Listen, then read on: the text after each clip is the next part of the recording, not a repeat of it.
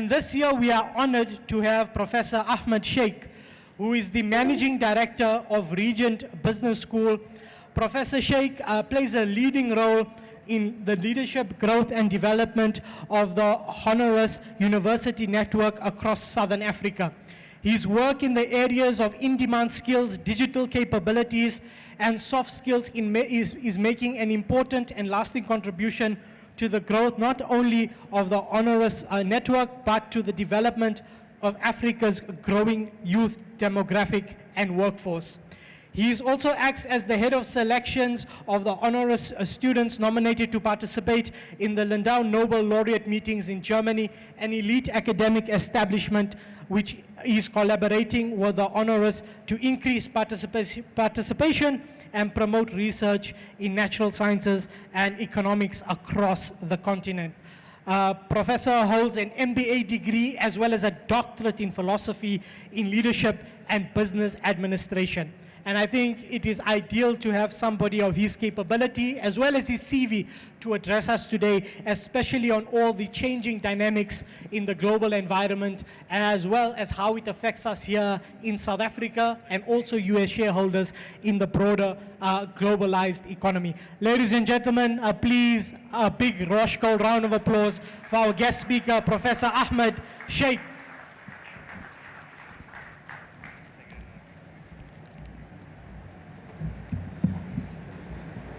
Jazakallah khair, Program Director, thank you very much. Ladies and gentlemen, I know you've been sitting for almost 2 hours, so if you want, let's take 30 seconds if you want to just stand, stretch a little bit, and then we can, inshallah, start again, if that's okay with you. Don't leave the room. Just stretch. A nice deep breath. Uncle Harun asked me to speak for just under 3 hours, so you're going to need the exercise. Thank you very much. A'udhu billahi minash shaitanir rajim. Bismillahir rahmanir rahim. I seek refuge in Allah from shaitan, the rejected one. In the name of Allah, most gracious, most merciful. Alhamdulillahi rabbil alameen. Wa bihi nasta'in wa usalli wa usallimu ala afdalil khalqi ajma'in. نبينا محمد وعلى آله وصحبه والتابعين ومن تبعهم بإحسان إلى يوم الدين. All praises are due to Almighty Allah, the Lord, cherisher and sustainer of the worlds, most gracious, most merciful, and may His peace, mercy and blessings be upon His noble messenger, Muhammadur Rasulullah sallallahu alayhi wasallam, his family, his companions, and all those who follow him until the end of time. Ameen. Dear members of the Roshgold Group, respected elders in the community of Roshni, brothers and sisters and friends, Assalamu alaikum wa rahmatullahi ta'ala wa barakatuh. May the peace, mercy and blessings of Allah be upon all of you. Ameen. Thank you for this opportunity. It's my first time in Roshni. The program director says it's a place that cricket is important and it's a cricketing town, as Muhammad Shahid had said, but I know Roshni as a town of people with very big hearts. I really mean that. 2 years ago, when the people of Durban were struggling with a very unfortunate incident known as the July 2021 riots and looting, and as a Durbanite, I remember in my own community and in many communities in the greater Durban area, one thing was clear, that the people of Roshni were paying attention to what was happening in KZN. And many in your community were personally involved in making sure that communities across Durban were safe, that there were supplies, basic things that we were struggling for strangely in 2021, and people of Roshni came and showed their big hearts and their generosity and their magnanimity. And as a Durbanite, 2 years later, I wish to thank you on behalf of my community and all the communities in Durban for your care and concern. May Allah bless you all abundantly. Ameen. It is also a difficult time that we're meeting, a difficult time for humanity where very little seems to make sense. And even in the chairman's report, if you read it, there are quite a few issues that are covered there. And there's a term that we use these days, it's called polycrisis. Polycrisis or permacrisis. It's as if there's no end to crises, one upon the other. political crises, economic crises, military crises like the one we're experiencing at the moment, social crises. So we're really meeting at a difficult time in humanity. And when Uncle Harun asked me to say a few words, which was a few months ago when he visited Durban, I really didn't know what to talk about. So I thought I'll come up with a topic that has many words in it so I can tell you about almost anything that's happening today. And I hope I will, inshallah, be able to cover some of these items around technology, how it's disrupting business models, how it's affecting education, which is the sector I work in. And hopefully, inshallah, I will conclude with some very basic, but I believe fundamentals on leadership and how to leave a legacy, inshallah.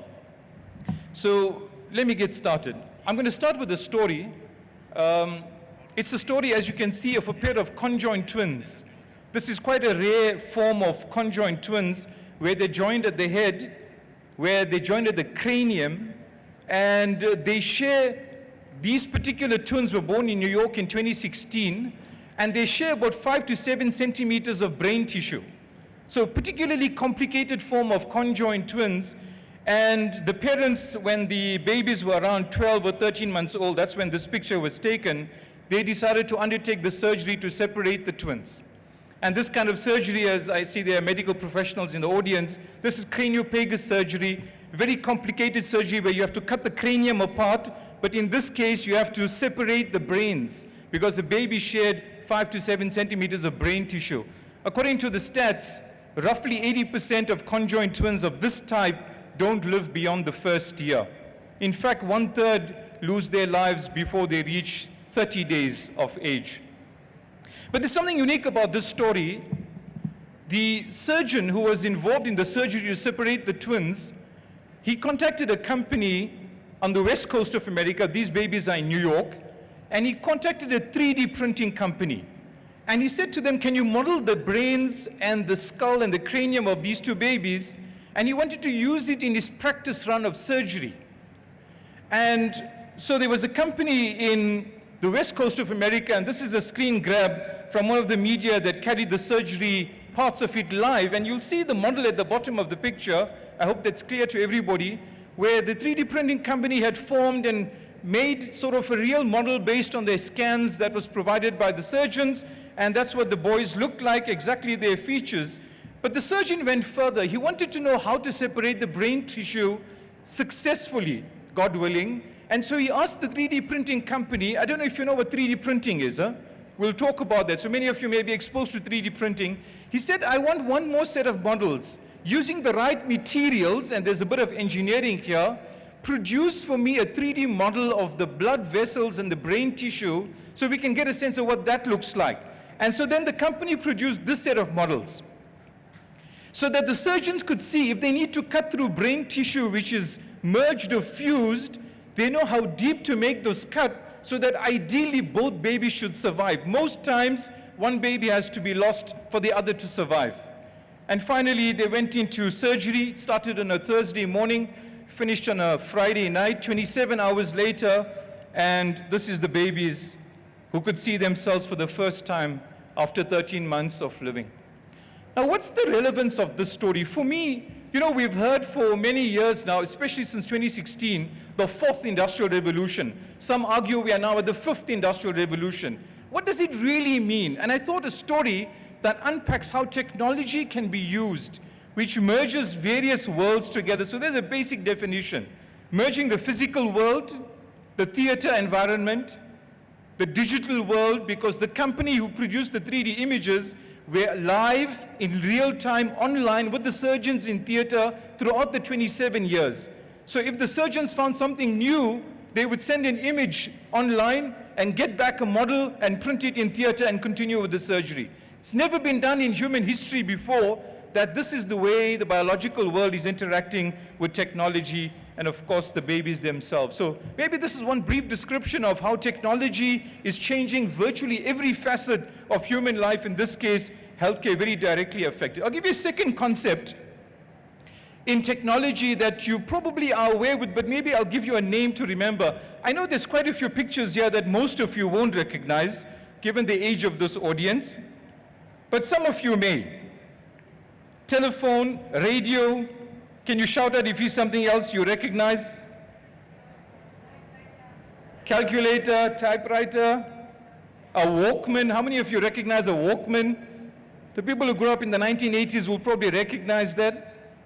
But all of these don't exist anymore. I don't know how many of you have these items. If you do, they're antiques. Please keep them, hold on to them. It's a form of investment. Because what has happened is all of these items have been squeezed into these black boxes we carry around with us. And there's an interesting concept in technology, brothers and sisters, ladies and gentlemen. It's called dematerialization. Just remember, 15 to 20 years ago, the companies that made all these things were separate companies. They needed resources, they built these products, and they sold these products. But 15 or 20 years later, none of these have to be made. It's all been dematerialized into this little thing. But this concept's important to understand in technology. There are lots of things that are being dematerialized. Even in education, when the COVID pandemic hit the world, we dematerialized education. There was no classroom, there was no human teacher. We changed the channel and we did everything online. We wrote exams online. There were no exam booklets, no exam papers. We dematerialized a multi-trillion-dollar industry virtually overnight. There was no higher education in the physical environment. It was completely dematerialized. Agriculture is being dematerialized. The food industry is being dematerialized. Accounting is being dematerialized, right? This is something that will continue, and it seemingly started in the Western world when they felt they were consuming too many resources. So the economists of the Western world, especially in America, said either we have more growth or we have degrowth because we are just taking too many resources. And then with technology came across the concept of dematerialization. I'll give you a third concept and I'll move on. This is a Ford plant, could be a Chevy plant in the 40s. Just look at the mass of this plant. It used to produce cars, obviously, big manufacturing facilities, lots of storage, and this is how you had scale in the 1940s. But if you fast forward almost 100 years, this is one of the world's largest companies, and it creates value, as they say, scale without mass. As many of you know, Amazon is the world's largest online retailer for now. It has 300 million customers. And this is one of their warehouses, and you'll see there are no human beings here because Amazon is trying to master the technology of robotics being used for its entire supply chain. That's what they mean by prime efficiency. So thousands of jobs have been lost in the process with technology taking over a company like Amazon. They can move into markets overnight. No other physical company with physical products and services can do it the way Amazon does it. In fact, through Amazon Web Services, those of you in technology, without AWS, you can't run a modern corporate environment. They literally control virtually every aspect of commerce and trade. This is a really humongous corporate. Scale without mass, very different to what Ford and Chevy looked like 100 years ago. And the idea is, with Amazon, you're getting a sense of what business is going to be like, how companies will think about value creation without the traditional factors of production, as we used to call them in economics. I'll give you another quick example of technology. This is what is called a digital tattoo. It's been developed, and it's quite widely available now, mainly in the US, where you can have a mini computer on your skin.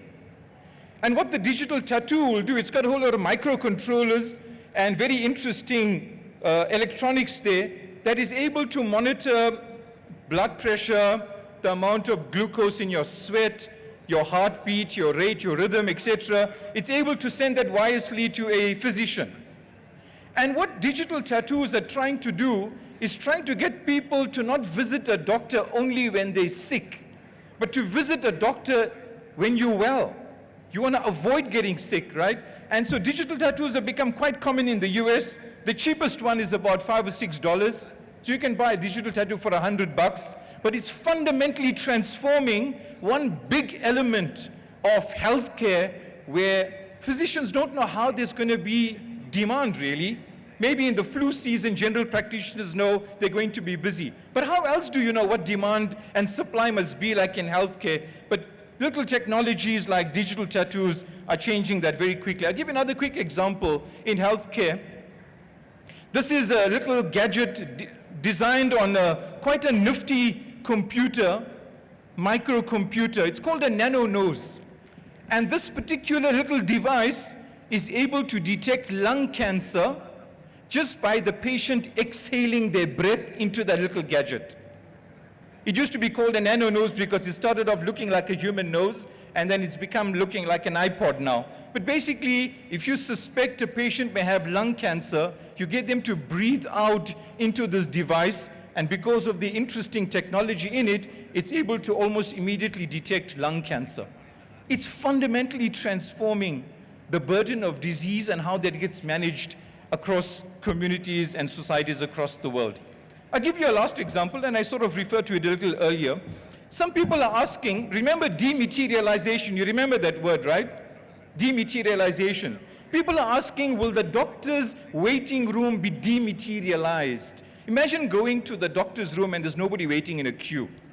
Because of big data, quantum data, you're able to get information on your patients in real time, so you can say, hold on, Mr. Suji, I think you need to visit me next week. I'm not happy with the kind of reading I'm getting from your digital tattoo, for example, right? Come and see me before you fall ill. So there are major moves by companies, technology companies, working with healthcare companies to change what we call healthcare, which now protagonists say, actually, that's sick care. It's not healthcare, because you only go to the doctor when you feel sick, isn't it? Not when you're healthy. So are we providing healthcare or sick care? So technology is playing a very major role in some of these elements. Let me try and close the technology segment of my presentation. Do you know who this is? Anybody knows? You can just shout it out. Say again. Yeah, it is Sophia. Sophia is one of the world's most well-known humanoids. Robots that have human-like features. Sophia is quite interesting. She can do about 60 to 70 facial expressions. So Sophia's skin is like human skin. She can smile, she can look sad, she can wink, right? She can cry. Of course, she can speak. She can have somewhat of an intelligent conversation with a human. But it's a robot, right? It's quite odd that Sophia has citizenship also of one country. Anybody knows? Anybody knows? Saudi Arabia gave citizenship, of all places, gave citizenship to Sophia. But what's the point about Sophia? Sophia and other humanoid robots are being deployed in industry, healthcare, education, retail, in accounting. And so this issue, will the robots take human jobs, is a very real question. What then is uniquely human if Sophia is far better at doing jobs that humans are able to do?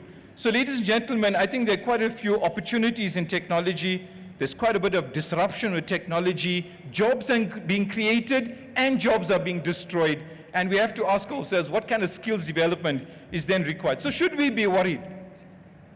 With this rate of development in technology and how disruptive technology is taking over our lives, I think we should be. And I'll give you some statistics. I come from a university, so you have to forgive me for some of the academic stuff.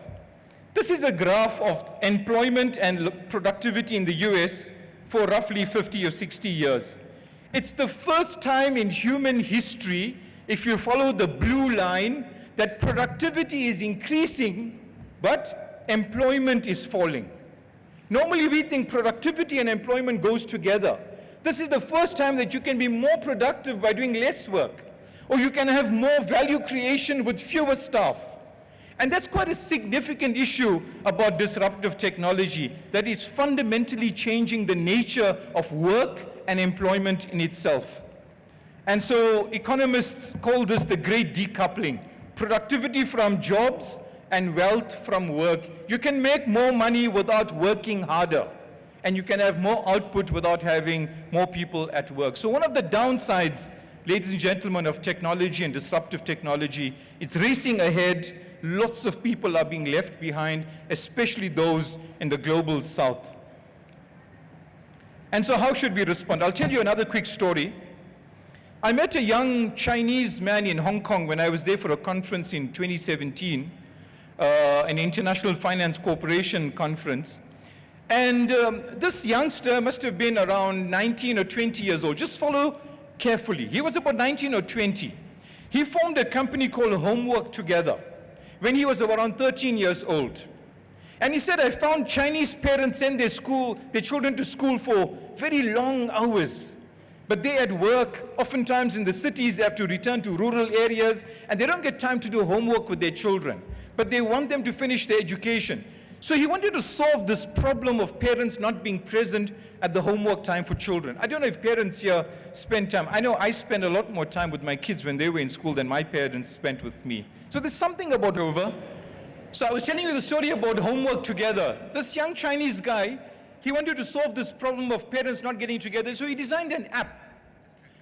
He used his mobile phone, he designed an app that connects parents with their children at the time of homework, and teachers can join the app and put in homework, exercises, etc. When I met him in 2017, his company was about 8 or 9 years old. He was probably 20 at the time. He had 60 million registered users.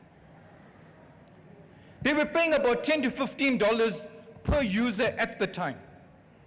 Here's a 19 or 20-year-old who's built a company literally sitting in his bedroom with a mobile phone.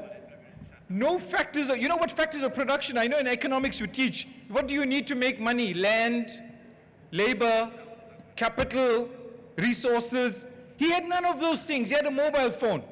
He built a company that in 10 years had 60 million users at roughly $15 per user. You work out his revenue.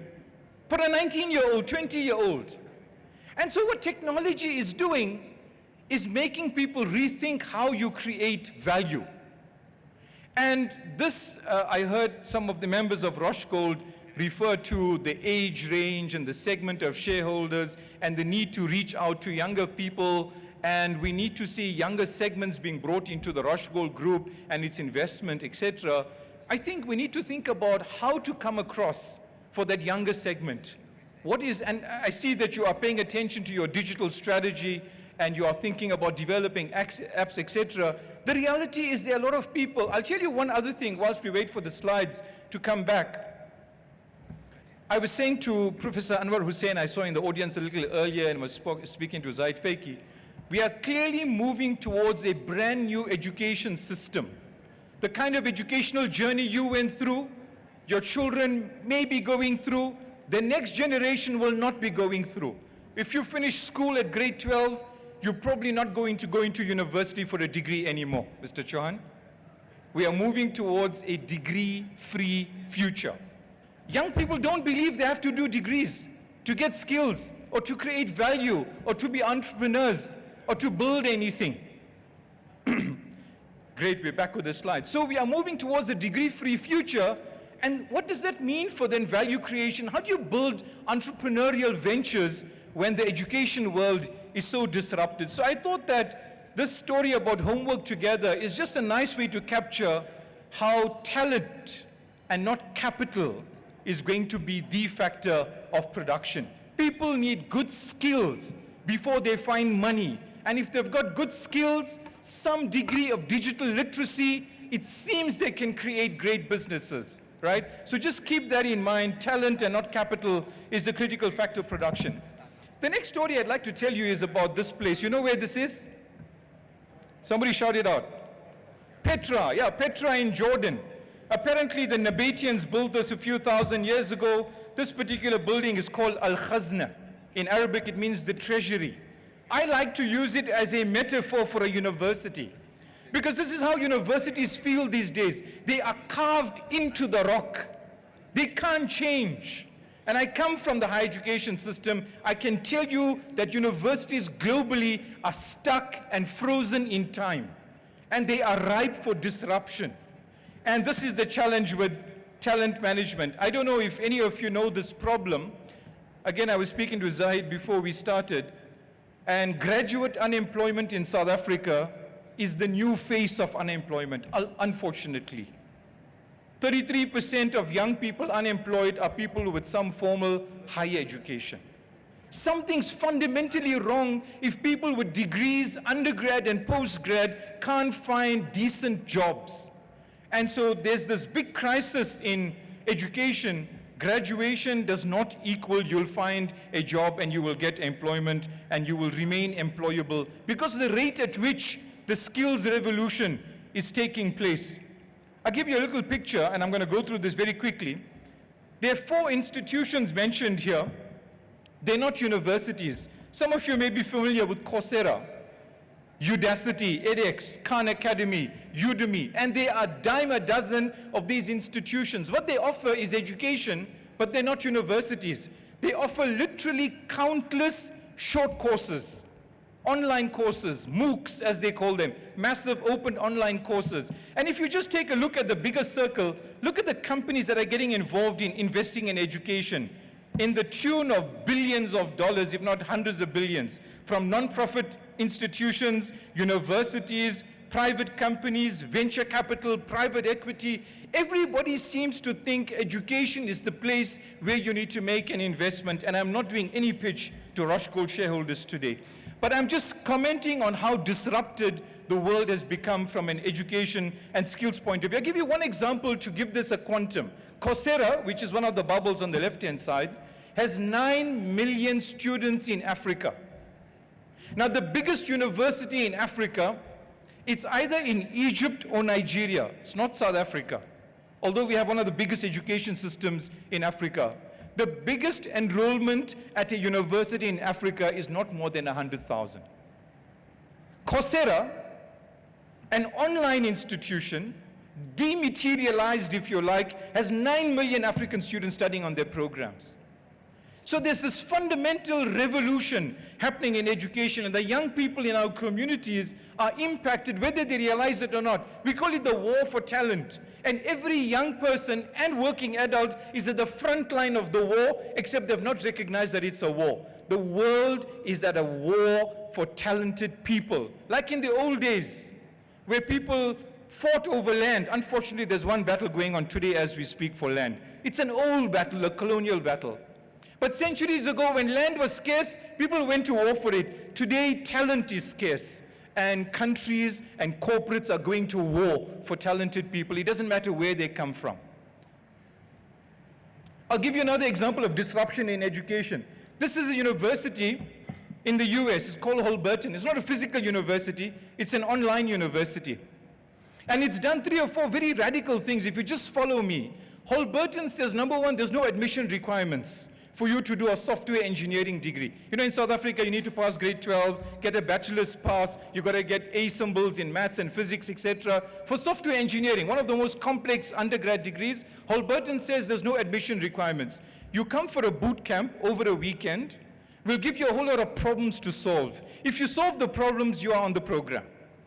That's the first radical thing, no admission requirements. Number 2, they don't charge fees. Your education is free, and we guarantee you'll get a job within 3 to 6 months of graduation in one of the big tech companies, like in Silicon Valley. And if you get a job, which we are confident you will, we'll share a percentage of your income. So they have an income sharing agreement with the students. But the studies are free. So no admission requirements, and you don't pay fees. And of course, there's no physical university. That means there's no lecturers. It's peer-to-peer learning. And the last radical thing Holberton has done, they've taken a 4-year software engineering degree and they've time compressed it to 2 years. One of the most in-demand degrees in the world is done in half the time. You don't pay fees. You don't have to be 18. And they have an income sharing agreement. This is the way in which only the university sector is being disrupted given technology.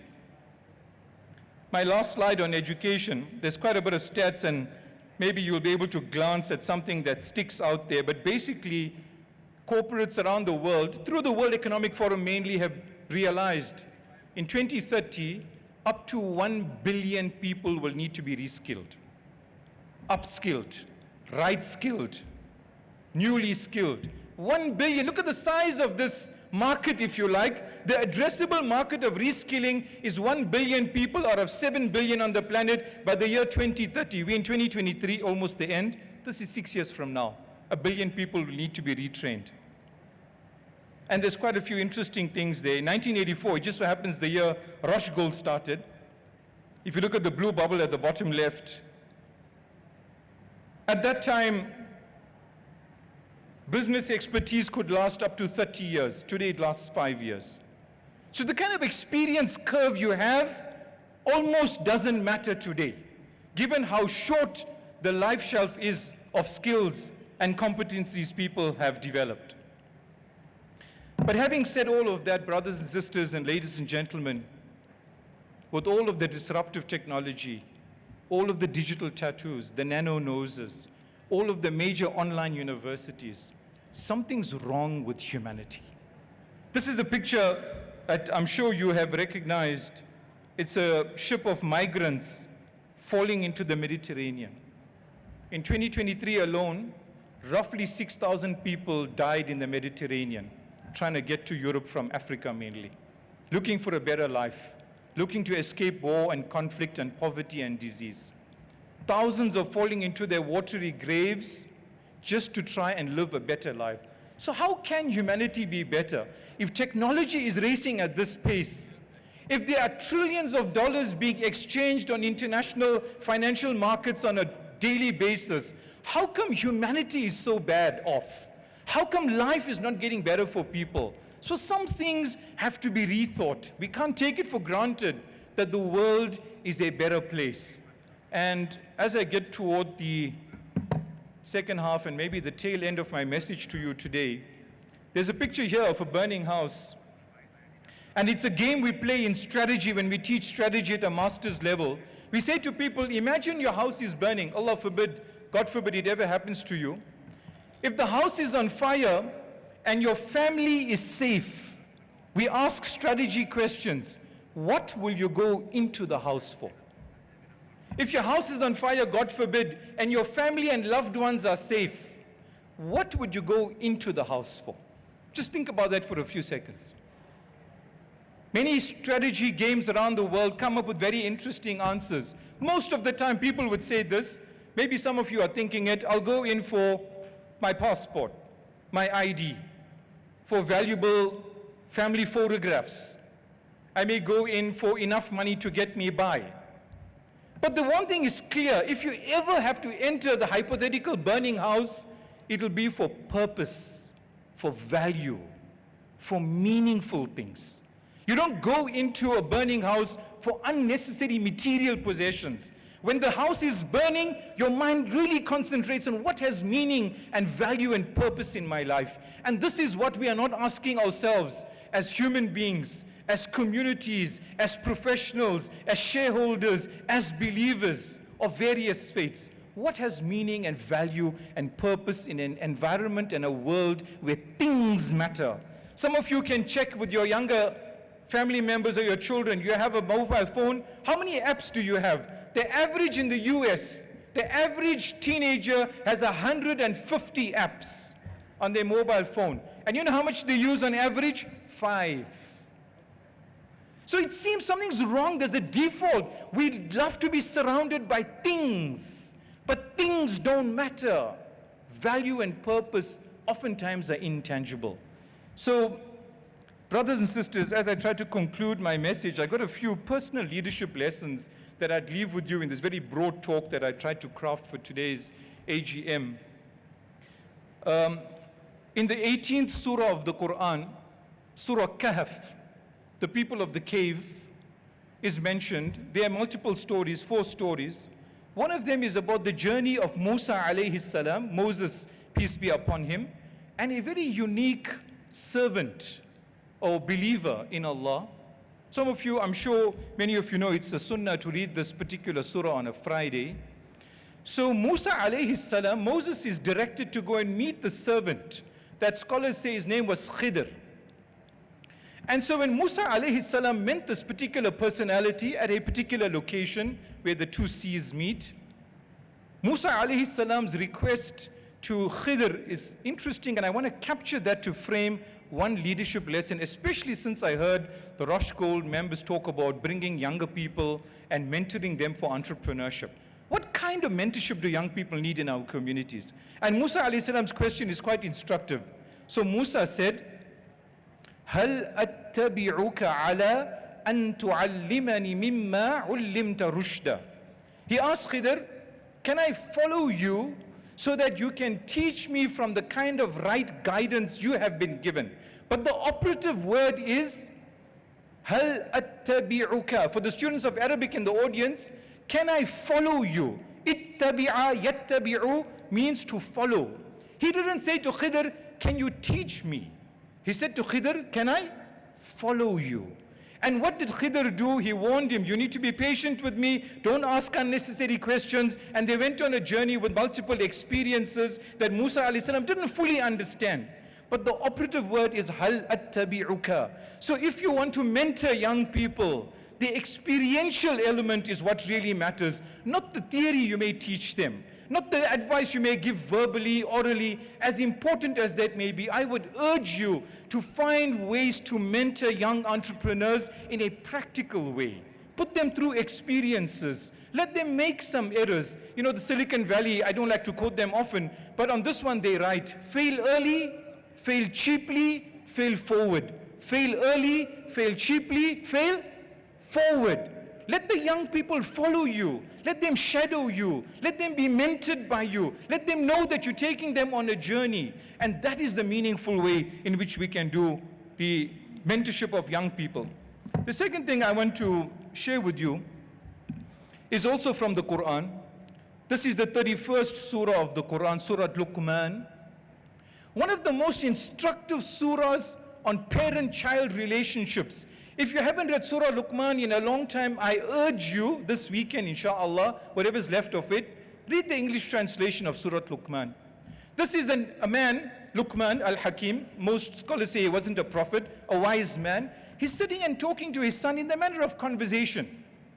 And Allah in His infinite wisdom thought this was so fundamental that it should be captured in the Quran so that for the rest of time humanity will read the advice this father gave to his son. So Luqman is telling his son, Ya bunay, oh my beloved son, innaha, you know the ayah, I'll just read parts of the ayah to you. Innaha intakum mithqala habbatin min khardalin fatakun fi saqra, aw fi samawati, aw fil ardi, ya'ti biha Allah. Inna Allah latifun khabir. And there's the translation there. Oh my son, indeed if wrong should be the weight of a mustard seed and should be within a rock or anywhere in the universe. We know the observable universe is made up of billions of galaxies. Our galaxy alone, which has 200 billion stars or more, one of which is the sun, that's only our galaxy. But the observable universe is made up of billions of such galaxies. And Allah is saying through Luqman to his son, if there was wrong that you had done, that's the weight of a mustard seed. It's hidden in a rock, or it's somewhere in the universe. Ya'ti biha Allah. Allah will bring it forth, for He is subtle and all acquainted. What can you hide? This is what Luqman is telling his son. What you think privately, Allah knows. Before you utter it with your mouth, the things you do in secrecy, the lack of transparency, the opacity in organizations and corporates, the private conversations you have, which the Quran calls an-najwa. Allah says if there's two of you having a private conversation in Surah Mujadala in the 28th para, Allah is the third. Now that level of ethics is in our heritage. That level of ethics and transparency. In the modern corporate world, we call this hyper-transparency. Why must you be hyper-transparent as this AGM has attempted to be? Because Allah is going to bring everything forth. Now, if the professional, if the business person, if the tradesperson, if the average person in our community accepts this literally, the world will be a better place, inshallah. You won't see people falling off the ship into the Mediterranean, because we'll start rethinking our faith and how our faith links to our business practice, etc. The last example I'll give you, and I hope, Uncle Harun, I can take 5 minutes to conclude. If that's okay with everybody, please. Jazakumullah, thank you. I want to tell you about the last few moments of one of the great scholars in our tradition and heritage, Imam Ahmed ibn Hanbal. He is the founder of the so-called Hanbali school. These are his dying moments, and just listen carefully. I'm reciting to you his last moments as his son mentioned it and was captured in a number of important books, Al-Bidayah wa Nihaya. Imam Ahmed ibn Hanbal, the great scholar of Islam, in his dying moments, he was almost subconscious, but he was found to be saying some words, La ba'du, 3 times. La ba'du, not yet, not yet, not yet. And then he falls into unconsciousness. And when he regains his consciousness, his son says, oh my beloved father, why are you saying these words, not yet? Are you trying to fight the inevitable? Because he knew his father was in the pangs of death, sakaratul maut. And his father says, oh no, my son, I'm not fighting the inevitable. As I was falling into my unconsciousness, I saw Iblis, Satan, at the corner of the room, and he was biting his fingertips, and he was saying, oh Ahmed, you have slipped away from me. Futtani is the Arabic word. How come you slipped away from me, oh Ahmed? And then the father says to the son, Imam Ahmed says, I said to Iblis, no, la ba'du, not yet. I have not slipped away from your temptation. I still have life in me. And he said, فَإِنِّي أَخَافُ عَلَى نَفْسِي. For as long as I have a spirit, then shaitan can tempt me. This is Imam Ahmed in his last moments. Lived a great life of being an obedient servant of his creator. In his dying moments, he is saying to Iblis, wait, don't, I have not fallen away from your temptation. I still can fall to your temptation because I still have life in me. Now, if you take that kind of rigor in your faith and your practice, and you're aware that wrong is around the corner, you can falter at every moment, and you remain that conscientious, subhanallah, glory be to Allah. You're on the right road, inshallah. It's never too late to be tempted. Remain conscious. Don't become self-righteous. Don't get carried away. And this was the prophetic example. He never got carried away. Once Sayyidina Umar entered his room and he got up from his grass mat, and the Prophet ﷺ showed on his bare arm the shape of the palm leaves were like imprinted on his skin. And Sayyidina Umar moved to tears. He said, oh Prophet of Allah, how come you, the kind of personality you are, why should you live in this poverty? Sallallahu alayhi wasallam. And the prophetic response is amazing. He said, Umar, who am I? You know who is saying this? Khatamun Nabiyyin. He's the seal of the prophets, the best of humanity. He's saying to Umar, Umar, who am I? I'm just a traveler. I stopped under the shade of a tree for a little while and my journey will continue.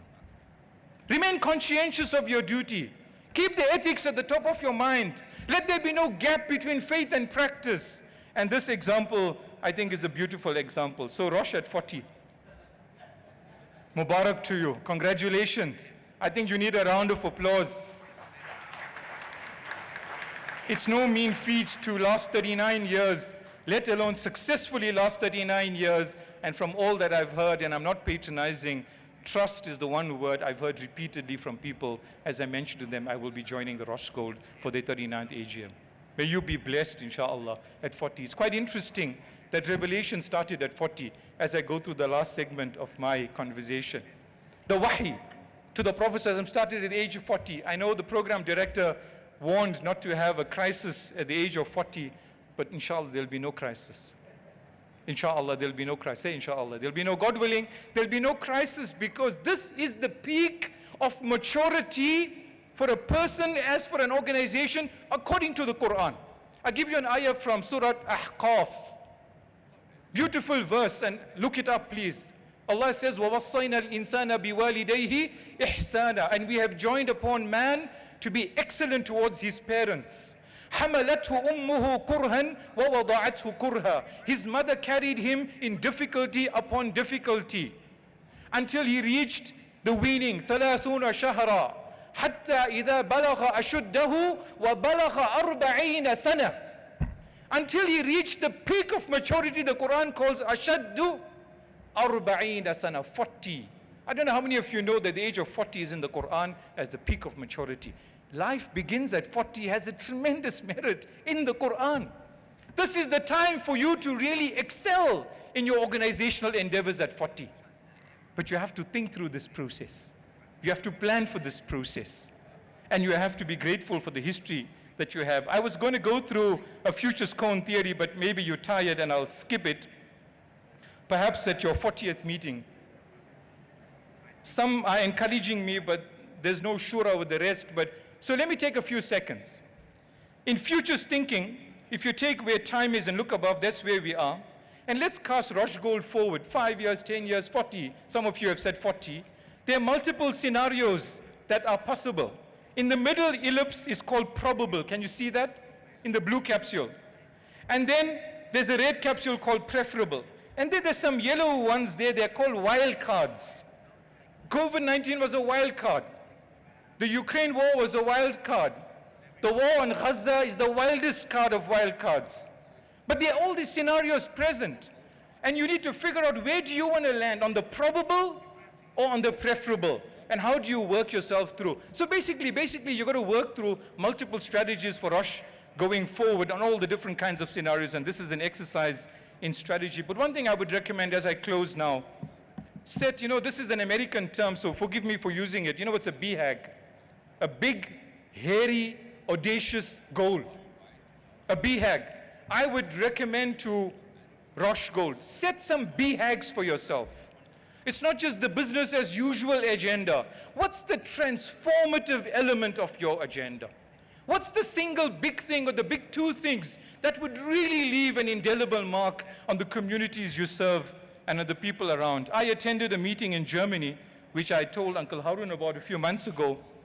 This was 50 Nobel laureates in economics with 500 doctoral students in economics. It was a fantastic meeting in the academic world. And I was looking back at all of the people there, the Nobel laureates, all the PhD aspiring economists. These are people shaping policy in major democracies around the world. One of the people who presented a theory there was advising the American government on how to sell water using a particular theory in economics to communities. How to sell water. Everything is now available for sale, unfortunately. Human rights are just empty words these days. Water is not a human right. They are finding difficult auction theories to figure out how to sell water to communities. Starting in the US, it'll spread across the world. Anyway, at this meeting, and I was saying to Uncle Harun, I felt sad. I came from a community whose first revelation was what? Iqra. How come we have not been able to set this level of standard of talent management and academic development for the betterment of humanity? That's what the Quran says. Kuntum khayra ummatin, you are the best of peoples evolved. Ukhrijat lidnas, for mankind. You have this broad responsibility to all of humanity. We should be leading these kinds of meetings for the benefit of humanity with academic excellence, because revelation started with the word Iqra. So I would suggest to Roshgold, set your sights high, very high, and have some transformative projects in addition to making sure that the business as usual agenda goes on. I want to close with one story from the hadith of the Prophet ﷺ. And again, just bear with me and I beg your indulgence. The Battle of Uhud, which many of you know, was the second battle in the Medinan period. It was fought around the third year after Hijrah. And the battlefield was laid out very strategically by the Prophet ﷺ. He placed 50 archers on a little hill. Those of you who have gone for Umrah, you'll know it's a well-known site for ziyarah in the field of Uhud. And he said to these 50 archers, you will not move until I personally ask you to leave your positions. And the battle started, and initially the believers felt they were successful. They saw their enemy recede, the booty became exposed, and the archers began to debate. Some said, but the Prophet ﷺ asked us not to leave our positions. Others said, but you can see the battle is over. And basically most of them left. According to scholars, 3 to 10 were left behind from 50. And at that time, Khalid ibn al-Walid, who was not a Muslim, he saw the weakness and he came from the back of the army, which is where the archers were protecting the Muslim army. And he struck. 70 Sahaba were killed. Many of them were the experts in the Quran. What's the moral of the story for Roshgold and the people gathered here today? I genuinely believe, and I sincerely submit, ladies and gentlemen, institutions like Roshgold are like the archers. If you keep your positions, society is safe, inshallah. If you falter, Allah forbid, and you leave your position of trust, then society is weak. You have to stay firm. If you've set your sights on trying to benefit the people, like the archers, if you stay in your place, inshallah, everything will be fine. and society is safe. But if you leave, Allah forbid, then society will be left vulnerable. But the ultimate success for Roshgold and for all of us in the audience today is captured in my last slide. It's an ayah from Surah Hadid, the 57th surah of the Quran. This is verse number 12. I'll read the Arabic to you, and please read it for yourself today if you can. Allah is painting a picture of the day of Qiyamah, the day of judgment. Bismillah ar-Rahman ar-Rahim. يَوْمَ تَرَى الْمُؤْمِنِينَ وَالْمُؤْمِنَاتِ يَسْعَى نُورُهُمْ بَيْنَ أَيْدِيهِمْ وَبِأَيْمَانِهِمْ بُشْرَاكُمُ الْيَوْمِ جَنَّاتٌ تَجْرِي مِنْ تَحْتِهَا الْأَنْهَارُ خَالِدِينَ فِيهَا ذَلِكَ هُوَ الْفَوْزُ الْعَظِيمُ. Allah is painting a picture when the believing men and women will be rushing towards Jannah, inshallah, on that day of darkness with their special lights. Allah will give to them, rushing towards Jannah with the light in front and the light on their right to light up their way. And on that day they will be given good news. Bushrakum al-yawm. You have gardens beneath which rivers flow for you to live in forever. That is the supreme victory. So stay the course, dear members of Roshgold and shareholders. Stay the course. The victory has a deferred benefit, inshallah. I thank you for your attention. Wassalamu alaikum wa rahmatullahi wa barakatuh.